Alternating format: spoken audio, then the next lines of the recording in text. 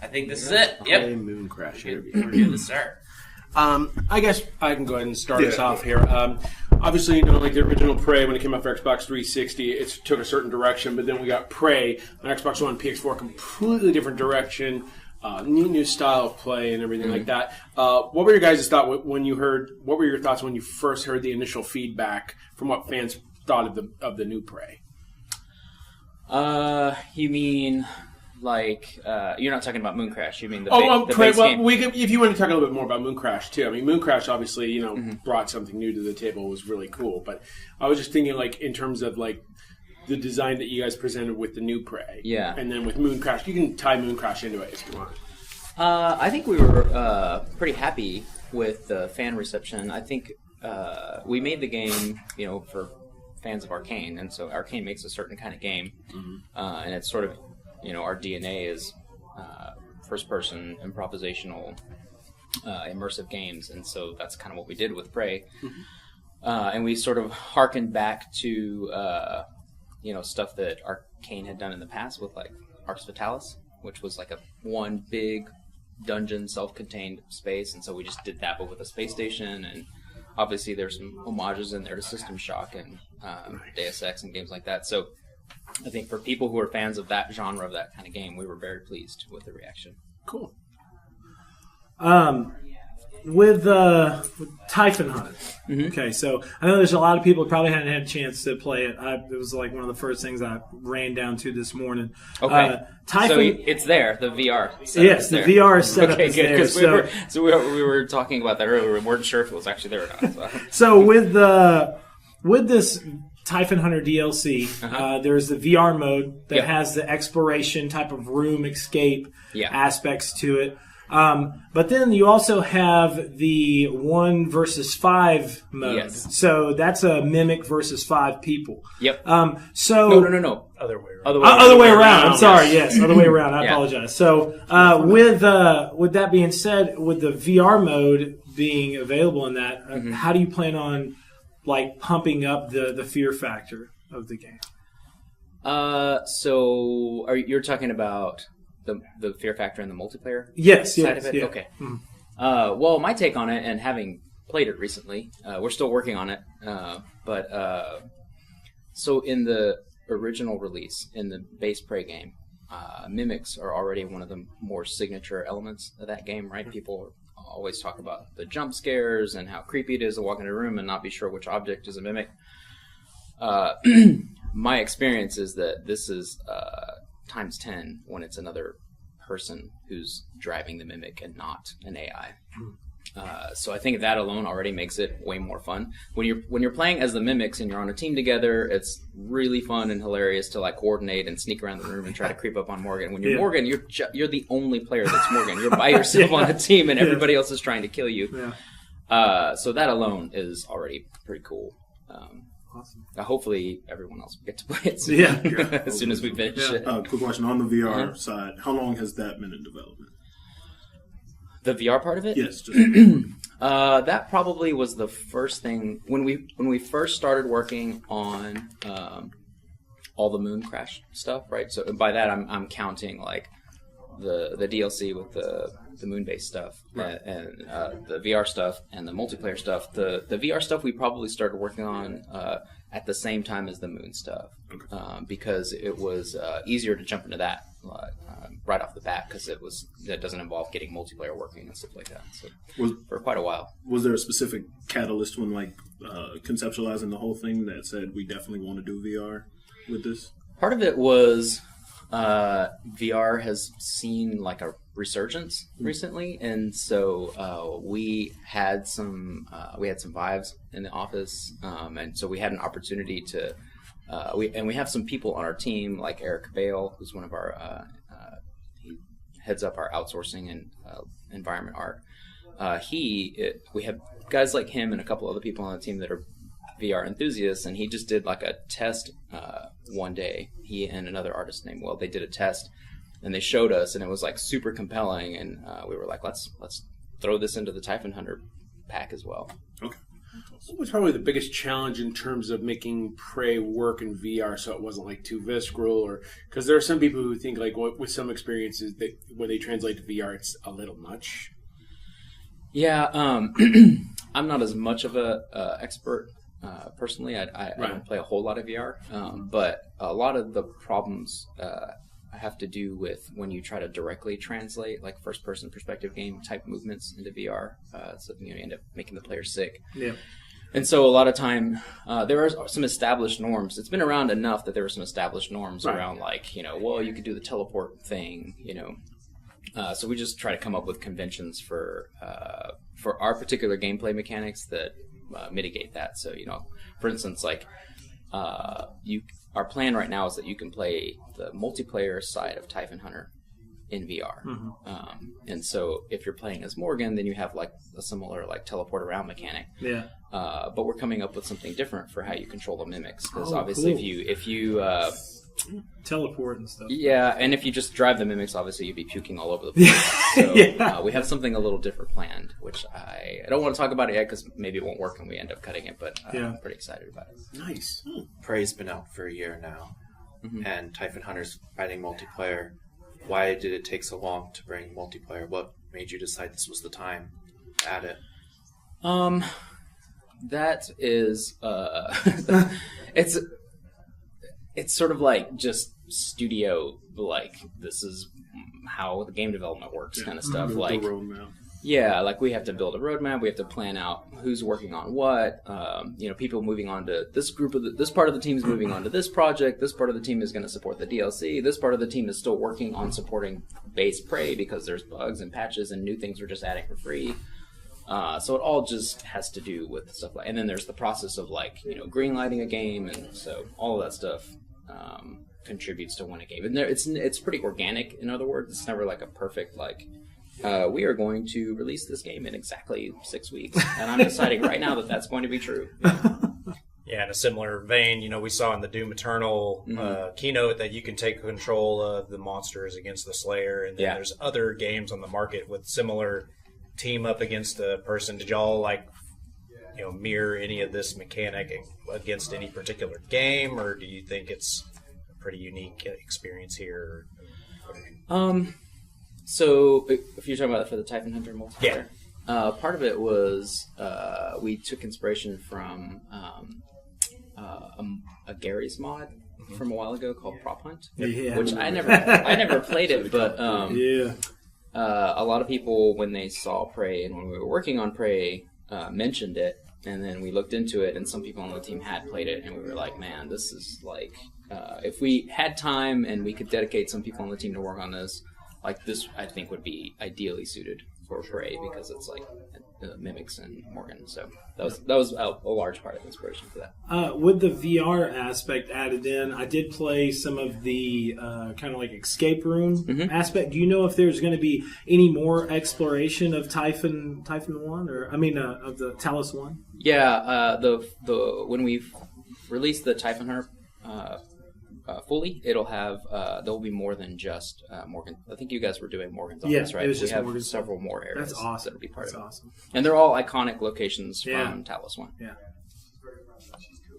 Another follow-up with the VR and how demanding VR can be. And, you need 1070 to actually render everything. Did y'all scale back any of the graphic quality? Because it's a pretty awesome-looking game. But we actually into VR is difficult. Sometimes. Yeah, it's not actually the same art assets or anything like that. It's built from scratch for the VR. Awesome. Okay. I know it's not like official or anything like that, but would you like to see Prey on the Nintendo Switch down the road? Because it seems to be able to handle Bethesda games really well. Not saying anything officially, just talking about my own personal preference. Hypothetically. As many games as possible on the Switch would be awesome because I freaking love playing We're on the going to need a Switch. bigger memory card. Yeah, exactly. So also, kind of what he was saying too, like whenever y'all were coming up with the idea for this multiplayer mode, were y'all like playing hide and seek around the office and you were like, we can turn this into a game mode. I'm not hiding. Yeah, exactly. No, nobody plays hide and seek in the Yeah, office. it was just kind of like a pop-up thing, like, you know what, we can do this mode in the game. Yeah, those people like that, where they get in trouble, like, hey, no stalking other employees. Yeah, exactly. Not anymore. You guys have any questions about Moon Crash?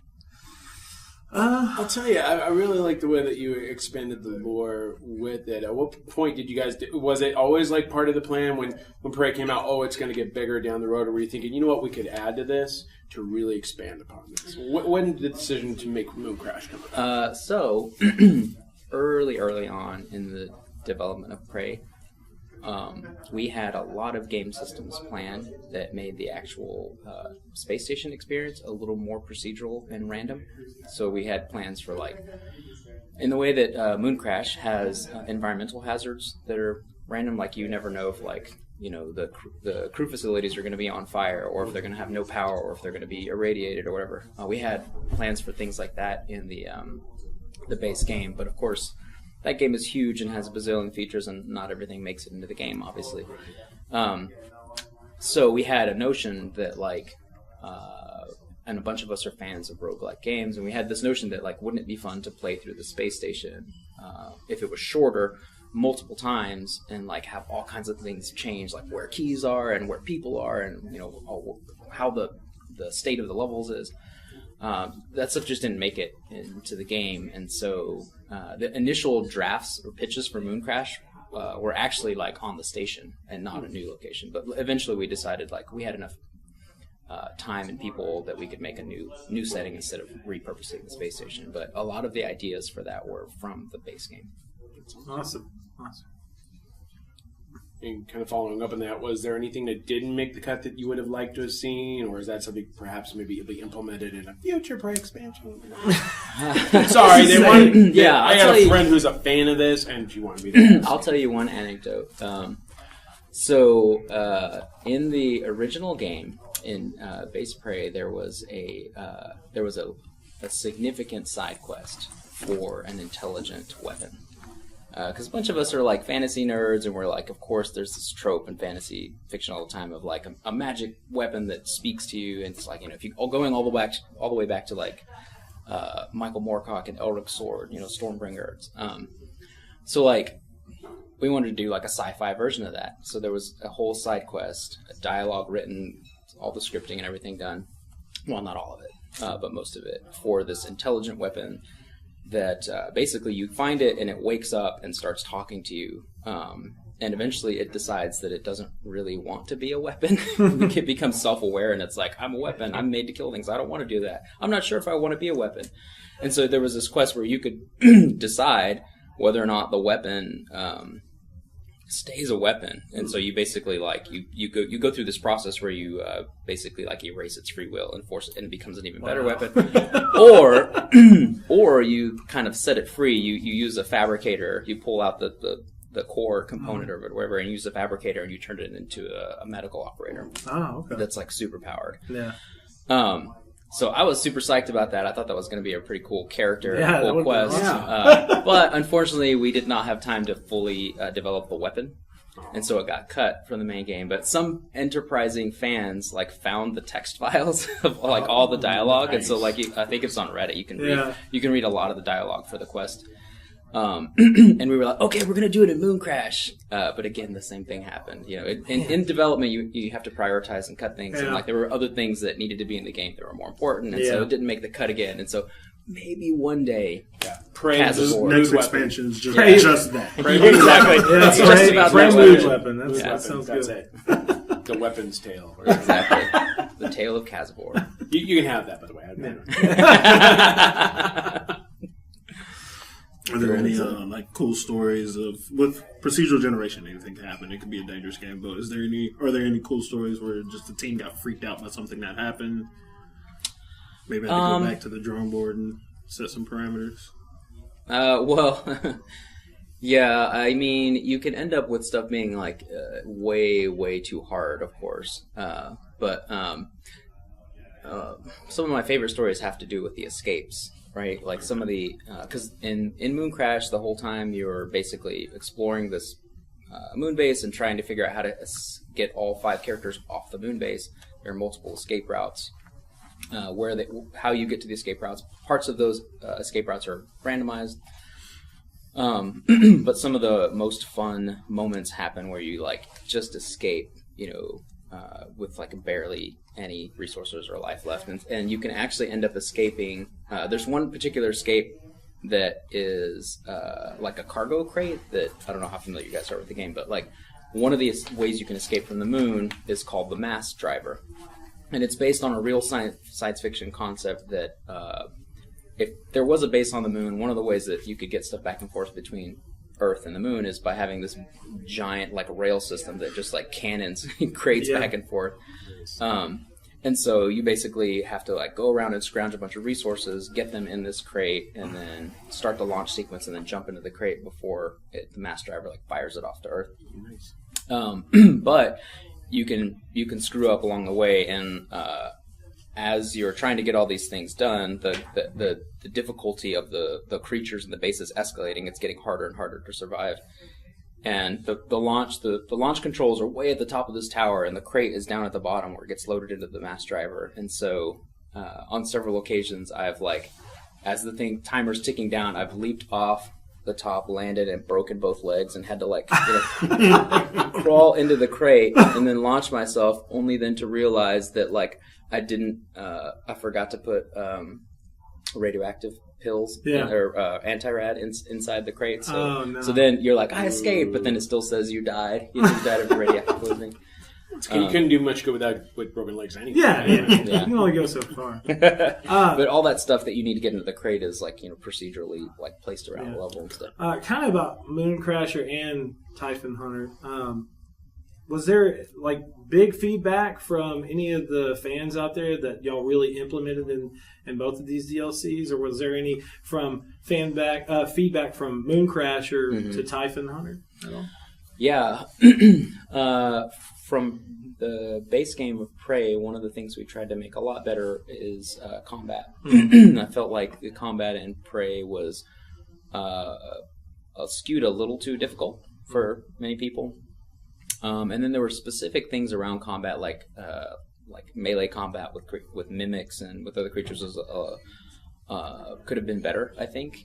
So that was part of the reason why we included a new melee weapon. So we have the psychostatic cutter weapon, which is pretty popular and is really fun to use. And then we just made tons of tweaks to make it like easier to like target and hit mimics that are running around on the ground at your feet. So that was one of our big pushes, to just make combat in general more fun. Awesome.